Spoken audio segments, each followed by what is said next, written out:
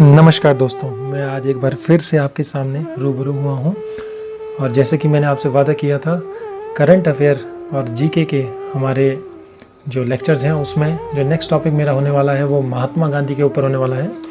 तो उसी वादे को निभाने के लिए आज मैं आपके सामने आ गया हूँ। महात्मा गांधी एक बहुत बड़ा नाम है अगर हम अपने फ्रीडम स्ट्रगल को देखें। उनकी एंट्री से काफ़ी सारी चीज़ें बदल गई थी। उनका कंट्रीब्यूशन अलग अलग लेवल पे अलग कंट्रीज़ में अलग अलग तरीके से है। तो एक साथ उन सभी को आपके सामने रखना थोड़ा सा मुश्किल हो जाता है कई बार। तो हमने उसे क्या किया है, 4 पार्ट्स में डिवाइड कर दिया है। Birth, family and society first section है। सेकंड सेक्शन जो है वो उनकी लाइफ जो साउथ अफ्रीका में रही वो है। थर्ड पार्ट में जब वो साउथ अफ्रीका से इंडिया आए, इंडिया के बाद उनका क्या कंट्रीब्यूशन रहा वो है। और फोर्थ पार्ट बूस्टर डोज है, जिसमें कि उनसे एसोसिएटेड जो एक्टिविटीज़ हैं, जो कि एक क्रोनोलॉजिकल ऑर्डर में हम पहले कवर नहीं किया बट लास्ट में बहुत इंपॉर्टेंट थी, इसलिए बूस्टर डोज में वो आपके लिए रखी गई हैं। काफ़ी सारी ऐसी चीज़ें हैं, ट्रिक्स हैं, हिंट हैं जो कि मैंने इसमें इनकॉर्पोरेट किए हैं ताकि आपको डेट्स याद रखने में थोड़ी दिक्कत ना हो। अदरवाइज बाकी चीज़ें याद रह जाती है, डेट भूल जाते हैं। तो आइए चलें इसे शुरुआत करते हैं इसकी। तो जो बेसिक इन्फॉर्मेशन है महात्मा गांधी जी के बारे में काफ़ी लोगों को पता भी होगी, बट फिर भी कुछ छूट ना जाए इसलिए हमने ये सामने रखी है। तो सबसे पहले जो बर्थ है महात्मा गांधी जी का वो 2 अक्टूबर 1869 को हुआ था। और ये हुआ कहाँ है, पोरबंदर गुजरात में। और इनके फादर का नाम था करमचंद गांधी, और यही रीज़न है कि बाद में इन्हें मोहनदास करमचंद गांधी के नाम से बोला जाने लगा। वो अपने फादर का नाम साफ लगता था उनके। माता का नाम पुतलीबाई और वाइफ जो है वो कस्तूरबा गांधी। इनके जो पॉलिटिकल गुरु थे, ये पिछले लेक्चर में भी मैंने आपको करवाया था, यहाँ पे भी आ गया। तो ये हैं जी के गोखले, गोपाल कृष्ण गोखले। इनके प्राइवेट सेक्रेटरी माधव दास देसाई और प्यारेलाल थे। 2 अक्टूबर को, जो कि इस साल 2021 में हम जब सेलिब्रेट करेंगे, तो उनकी 152nd बर्थ एनिवर्सरी सेलिब्रेट की जाएगी। गांधी जयंती 152nd होगी।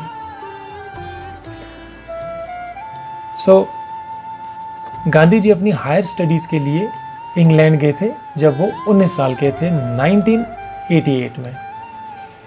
और उसके बाद वो वापस इंडिया आए 3 साल के बाद। आपको मालूम है कैसे याद रखना है, जब 88 में वो गए हैं तो 3 साल का ही ग्रेजुएशन रहता है नॉर्मली, इस तरीके से आप याद रख सकते हैं। तो 1891 में वो वापस इंडिया आए और वहाँ पे उन्होंने रायचंद भाई को अपना गुरु स्वीकार किया। और जब गुरु की बात हो रही है तो फिर से एक बार हम आपको रिमाइंड करवा देते हैं कि जो स्पिरिचुअल गुरु हैं वो अलग हैं उनके, और जो पॉलिटिकल गुरु हैं वो उनके अलग हैं। तो स्पिरिचुअल गुरु कौन थे उनके, रायचंद भाई, रावाजी भाई मेहता भी उन्हें कहते थे, उनका पूरा नाम था। वो एक पोइट, फिलोसोफर और स्कॉलर थे। और पॉलिटिकल गुरु तो मैंने आपको बता ही दिया है। और आने के 1 साल बाद 92 में उन्होंने बॉम्बे हाई कोर्ट में अपनी प्रैक्टिस स्टार्ट कर दी। 93 में, 1893 की मैं बात कर रहा हूँ, दादा अब्दुल्ला एंड कंपनी में वो काम कर रहे थे। तो उन्होंने उनका फर्स्ट जो केस था उन्हें दिया, और वो जो केस था वो कहाँ से रिलेटेड था, साउथ अफ्रीका से। तो उस केस के लिए उन्हें साउथ अफ्रीका जाना पड़ा। और साउथ अफ्रीका में काफ़ी सारी ऐसी चीज़ें होने वाली थी जिन्होंने उनकी लाइफ को बहुत ज़्यादा इन्फ्लुएंस किया। तो ये उनका फर्स्ट केस था। और वो साउथ अफ्रीका में 21 ईयर्स तक रहे। तो जब आपको ये याद रहेगा कि उन्होंने अपनी ज़िंदगी के 21 साल वहाँ गुजारे, तो ऑटोमेटिकली कब वो भारत आए आपको याद रखने की ज़रूरत ही नहीं पड़ेगी, बिकॉज 93 में वो गए, 21 उसमें ऐड कर दिया, तो 1914 तक वो वहाँ पे थे, और 1915 में वो फिर इंडिया आ गए। तो इस तरीके से अगर आप क्रोनोलॉजिकल ऑर्डर में सीक्वेंस में ये चीज़ें याद रखोगे, मतलब सीक्वेंस में ये चीज़ें पढ़ोगे, तो उनको रटा मारने की ज़रूरत बिल्कुल भी नहीं पड़ेगी। तो जस्ट 1 साल बाद जैसे वो साउथ अफ्रीका पहुंचे, 1 साल बाद 94 में उनके साथ हादसा हो गया। हादसा क्या हुआ कि उन्होंने फर्स्ट क्लास टिकट ली हुई थी, इसके बावजूद उन्हें ट्रेन से बाहर धक्का देकर फेंक दिया गया। तो ये कहाँ पे हुआ था, मैरिट्सबर्ग में। जब ये हुआ उसके बाद उन्होंने नेटल इंडियन कांग्रेस का गठन किया 1894। तो रटा मारने की जरूरत नहीं है, 1894 में गठन किया। कब किया, 93 में वो वहाँ गए, 1 साल बाद उनके साथ हादसा हुआ, और उसी टाइम उनको लगा कि अब यहाँ पे नेटल इंडियन कांग्रेस का गठन करना शायद सही रहेगा, तो उन्होंने किया। 5 साल बाद एंग्लो बोर वॉर जो वहाँ पे छिड़ गई, तो गांधी जी ने बहुत इंपॉर्टेंट रोल प्ले किया। उन्हें एम्बुलेंस ब्रिगेड बनाई या इंडियन एम्बुलेंस कोर भी कहते थे। तो जितने भी वॉर में इंजर्ड होते थे, वो किसी की भी साइड से रहे हों, वो उनको मेडिकल सर्विसेज की। और मैं आपको बता दूं, जो साउथ अफ्रीकन डच ओरिजिन के थे उन्हें बोर कहा जाता था, और एंग्लो तो ब्रिटिश है ही। 1901 में गांधी जी इंडिया आए। मैंने बताया आपको कि वो इंडिया आए थे 1915 में।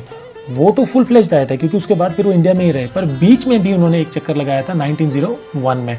तो गांधी जी जब यहाँ पे आए थे, उन्होंने कुछ बहुत बड़ा काम नहीं किया, जस्ट वो आए, इंडियन नेशनल कांग्रेस से वो थोड़ा इन्फ्लुएंस थे, तो उन्होंने उसकी मेंबरशिप 1901 में ली। 1903 में गांधी जी ने ट्रांसवर्सल ब्रिटिश इंडियन सोसाइटी का गठन किया। ये भी बहुत इंपॉर्टेंट क्वेश्चन है।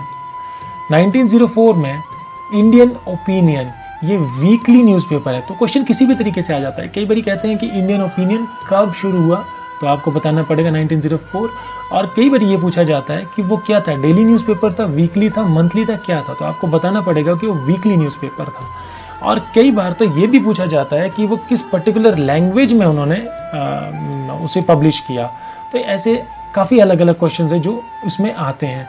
तो यहाँ पे ट्रिक क्या है इस डेट को याद रखने का, देखिए 1904, तो ये 4 की साउंड यहाँ पे देखो, 4 है ना, 4 की साउंड, तो यहाँ पे इंडियन ओपिनियन इस तरीके से याद रखिएगा न्यूज़पेपर को, इंडियन ओपिनियन, तो ओपिनियन PH4, राइट, ओपिनियन, 0 तो है ये, 0 O, और फीनियन PH4, तो ये वाला साउंड यहाँ पे आप रिलेट कर सकते हैं। इसी 1904 में ही उन्होंने फिनिक्स आश्रम का भी गठन किया। इसको भी उसी तरीके से आप याद रख सकते हैं, Phoenix, for Phoenix, Phoenix, right. तो दोनों ही चीज़ें, इंडियन ओपिनियन और फिनिक्स आश्रम 1904 में बनाया।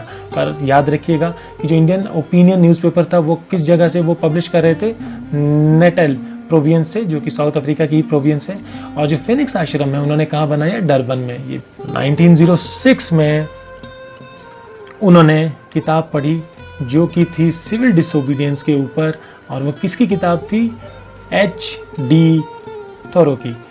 इनका पूरा नाम है हेनरी डेविड थोरो। ये 19th सेंचुरी के अमेरिकन राइटर थे।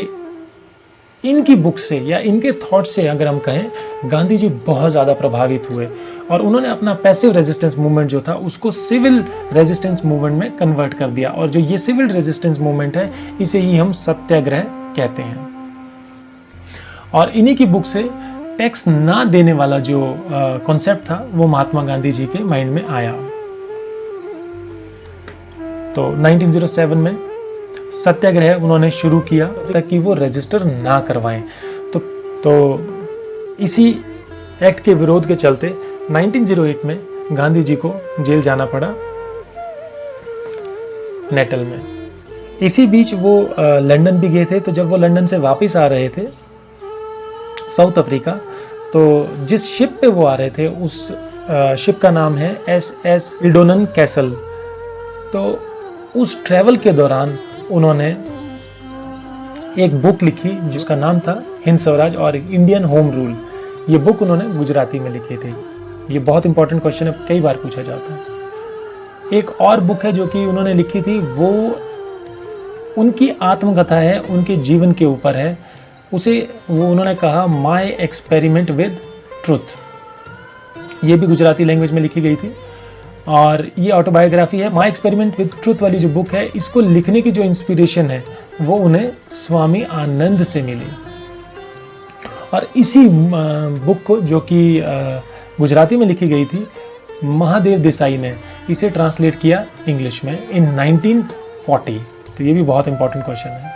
1910 में गांधी जी ने टॉल्स्टॉय फार्म बनाया जोहानिसबर्ग में, और बाद में इसे गांधी आश्रम के नाम से भी जाना गया। उन्होंने अब सत्याग्रह शुरू किया है किसके खिलाफ, जो नॉन क्रिश्चियन मैरिजेस को रिकग्निशन नहीं मिल रही है उसके खिलाफ। अफ्रीका में क्या हुआ कि जो क्रिश्चियन कम्युनिटी है उसके अलावा बाकी कोई भी धर्म है, उनकी मैरिजेस को उन्होंने मान्यता नहीं दी।